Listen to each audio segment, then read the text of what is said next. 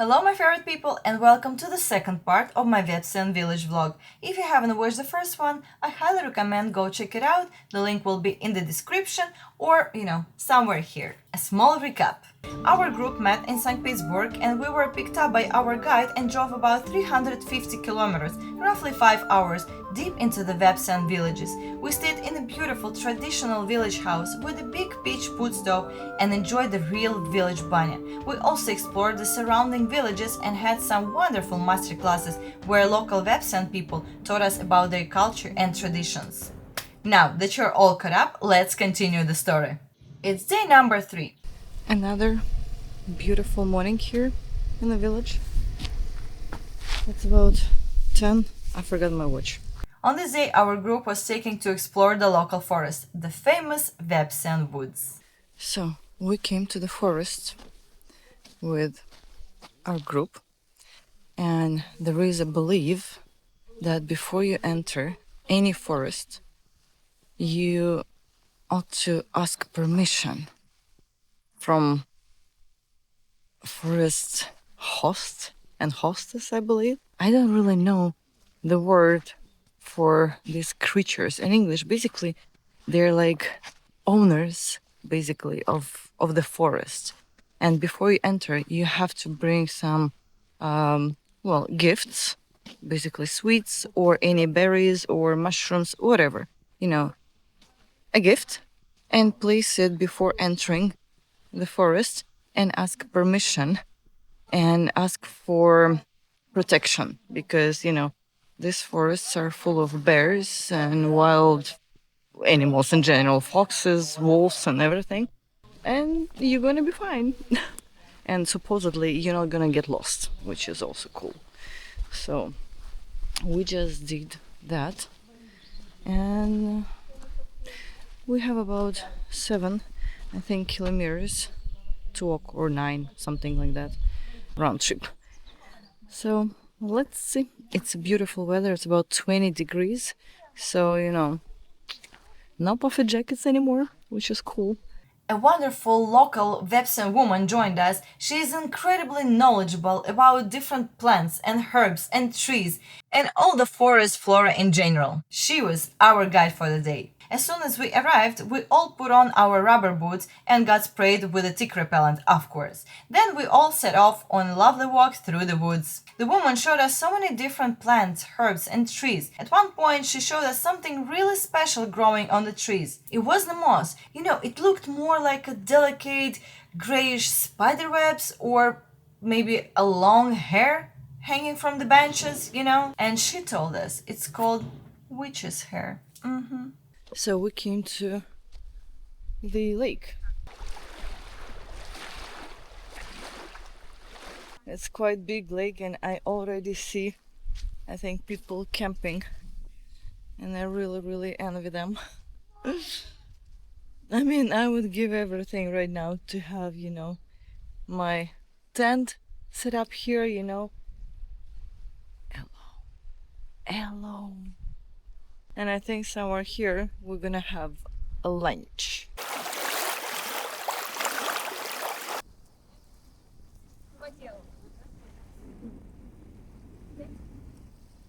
We arrived, and it's a very beautiful place actually.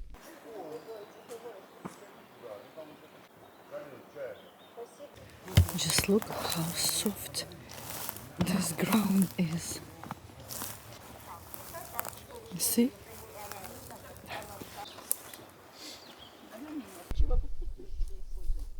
Шиповник богат витамином С. При простудных заболеваниях не заменяет. Почему? Потому что вот так вот склоняется.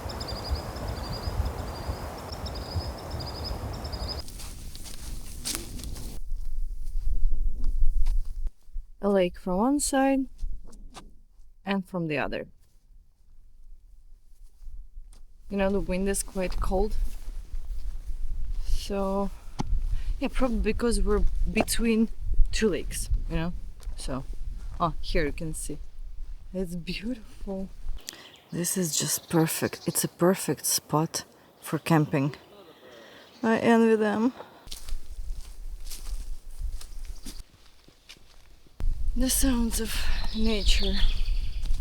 What can be better? I don't know what happened to this tree. You see, it's all dry. I don't know, it looks like the whole forest is a dead forest. Okay, you know what? See, I'm completely alone in the forest. I didn't see where the guy who was walking first went, and I'm a little bit concerned and scared, to be honest. I just checked Google Maps, and it said that because there were two roads, you know. Why I don't hear any voices?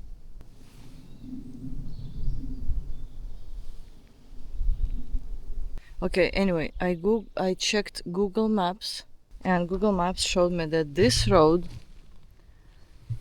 will lead me to like a village or something. So if a bear or a fox or a wolf, I don't know, won't eat me. Okay, you know what? I'm really freaking out at the moment. Maybe. Shit. I don't know. But I mean, they would text me, right? Ah, no. Here they are. Okay. Finally, my goodness. But they're so quiet, you know? Before, I used to hear them and I was like, okay, they're there. Thank God. Okay, I'm safe. Okay, continue. So, a bathroom, a toilet, in the middle of the forest. Nothing unusual, just a toilet in the middle of the forest. Oh, I think I know why, because I see over there a table and bench, or two benches, anyway. Like maybe it's a camping spot as well, so they have a bathroom, you know, across the road. Okay. And now we are arriving at our final destination. It's a very unusual piece of art. Right after our forest walk, we stumble upon this crazy art installation called Kavarga Skrit. It was created by Russian artist Dmitry Kavarga. He took a tall metal tower and built this huge, wild, biomorphic sculpture on top. It looks like some kind of mythical creature or organic form made from scrap metal, old parts, and recycled materials. You know, it's so surreal and unexpected in the middle of these quiet villages. Really makes you stop and think.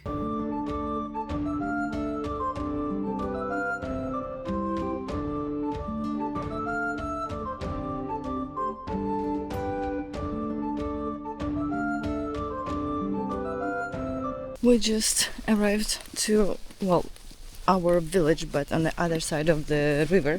I just asked to let me go near the supermarket so I could walk alone, because it's like 30 minutes walk and I couldn't be with people anymore, you know. It's too hard, really. Again, they're all good guys, absolutely, but it's just me. I can't be with people all the time. I need a break.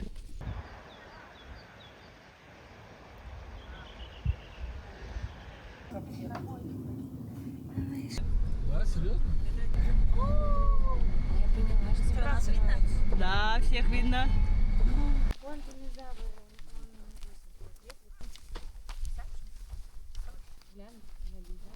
Imagine a place where ancient Vepsian beliefs still whisper through the branches of trees.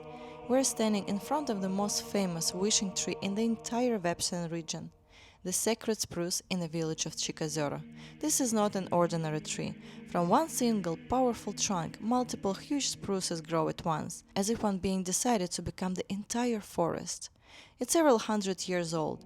Right next to it stands an ancient wooden church of the intercession of the Most Holy Theokotos. For centuries, people have been coming here to make wishes, They tie colorful ribbons on the branches, leave coins, sometimes place comps, small icons, or personal items. They ask for health, happiness, and the fulfillment of their deepest desires. Locals still say, "She hears you," and many truly believe that this tree really does make your wish come true. When you stand next to it, you can feel a special kind of power. There is a silence. Only the wind rustling through the branches and the quiet creaking of the old wood. It almost feels like the tree is alive and looking back at you. This is one of these rare places where time seems to stop and where the real Asian magic of the Russian North still lives.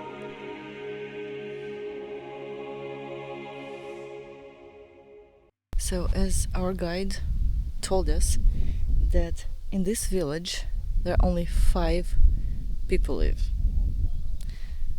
There is no signal here as well. See how empty it is. And people normally come here for summer, like dacha, for weekend or for summer. Like, for example, this house looks like normal dacha. I mean, it's not winter house. You cannot live here in winter. The same, I think, the one behind me. And I asked him how people, how do they live here? I mean, there is no supermarket, not even grocery store. So the closest one is in the village where we live, and it's about 20 minutes driving by car. And yeah, they drive there. Plus, there is no signal. And I'm like, okay, but what if someone feels bad and need help, medical help? And he said that they have here stationary phone, and well, that's how they call for ambulance or whatever. Look at this pond.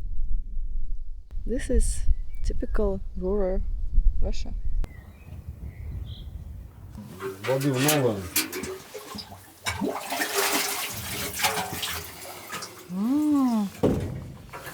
That's how you get water. В колодце какая It's вода? not really clean though. Грунтовая.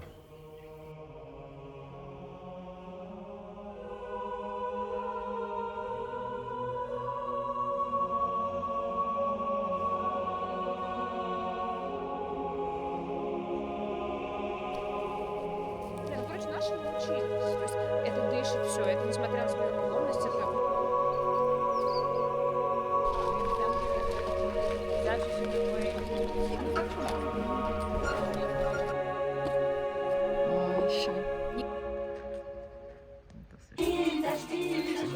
где-то поклонников, походу, никто не хлопает.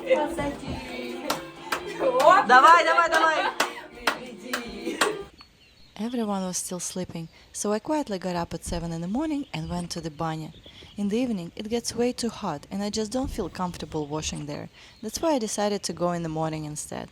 By the time, the stove has cooled down a little, the banya is nice and warm, and it feels so much more pleasant. Honestly, it was a way better experience.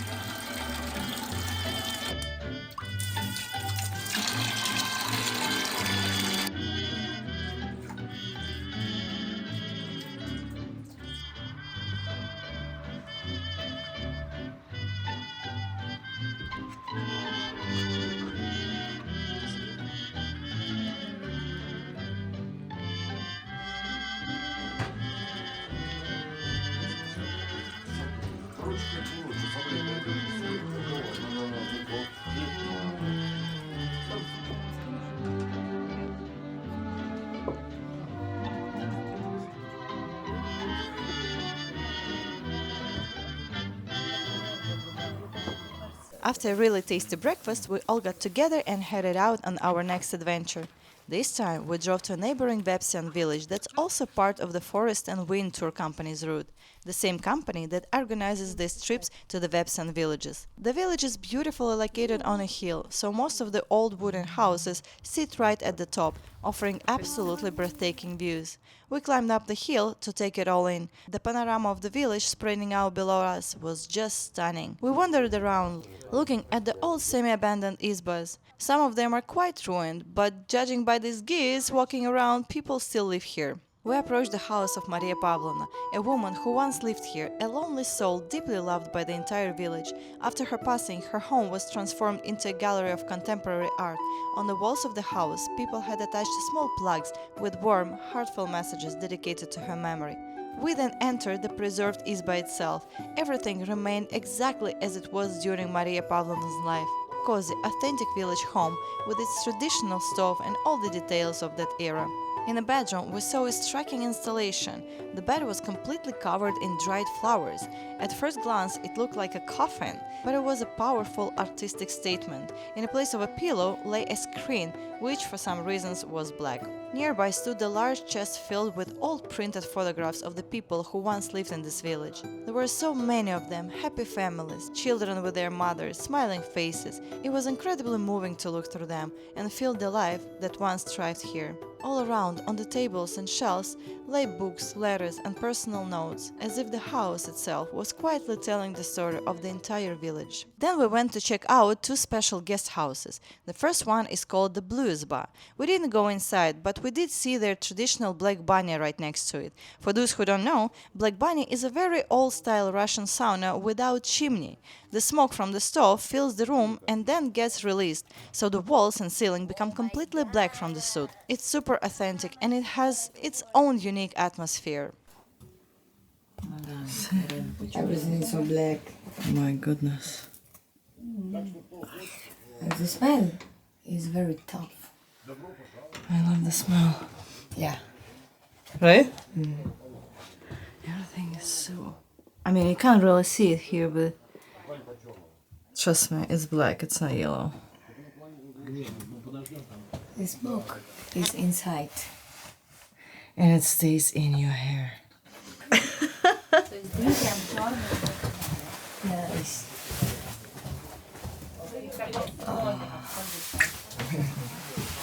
After that, we walked to the second house, the Yellow Izba. This one we could actually go inside. The owners, who are also the co-founders of the Forest and the Wind tours, bought these old izbas and carefully restored them. They collected genuine old items from local people and furnished the houses exactly how they used to be in real village life. This is the real stove, wooden stove.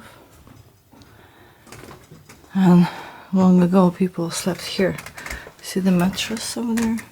So it was the bed in winter.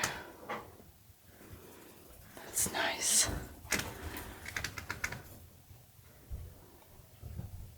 One bed, another. This is like the coolest one, I think, with 2 windows. Okay, this is so nice. And of course, you know, modern thing to make life more comfortable. And a private bed. Look at this. This is fancy schmancy. This is really cool.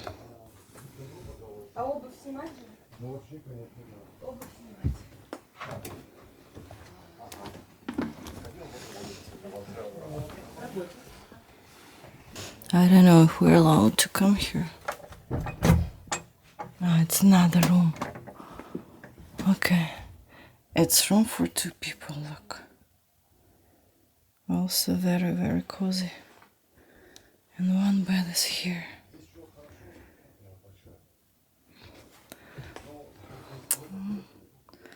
Very cozy. They have everything, like all necessary equipment.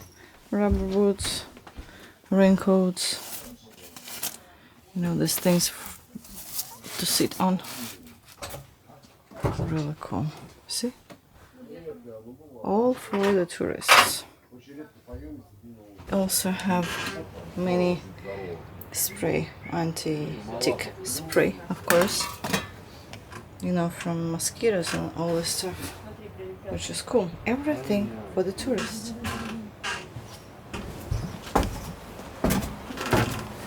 After exploring the house, we had a quick lunch right there on the hill. всю, пожалуйста, у меня. Then we decided to walk down to the lower part of the village.